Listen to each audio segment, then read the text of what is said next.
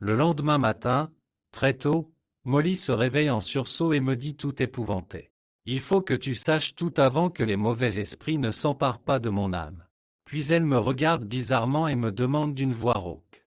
Comment se fait-il que tu sois déjà frais comme une rose? Parce que ça fait 1 heure que Morphée m'a foutu à la porte de chez lui, je lui réponds d'un ton amusé. Et toi alors? Avec qui tu fumais le calumet de la paix? Du coup, elle sort brusquement du lit et je fais de même. Tu es capable de t'infiltrer dans mes rêves maintenant? S'inquiète-t-elle. Jusqu'où iras-tu à force de fréquenter l'intelligence artificielle?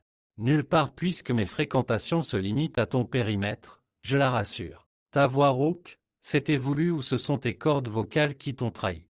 Comment ça? Tu m'as parlé comme une vieille fumeuse de pétain. Durant 3 secondes. Vraiment? C'est la stricte vérité. Molly se gratte la tête puis elle me dit le regard lointain. C'est incroyable. Si ce que tu viens de m'affirmer est de loin un mensonge, alors mes confrères psy devront admettre que j'ai franchi les frontières du rêve sans me rendre compte. En effet, je fumais le calumet de la paix avec un Indien qui prétendait être mon grand-père quand tout d'un coup. Tout d'un coup? Non, tout à coup, je t'ai aperçu. Oui, je t'ai aperçu. Frais comme une rose, n'est-ce pas? Comment le sais-tu?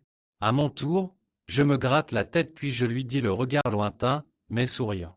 Il me semble que les douaniers du pays de Morphée ont failli à leur devoir. À moins que.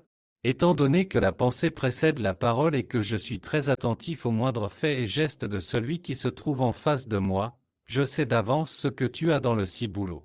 Veux-tu que je te le prouve? Comment ça? Pense très fort à quelque chose. À quoi par exemple? À un échec professionnel ou artistique. Ok, c'est fait. Que vas-tu inventer? Je me concentre quelques secondes puis je lui demande sereinement. Est-ce que tu as voulu suivre des cours dans une école de cinéma?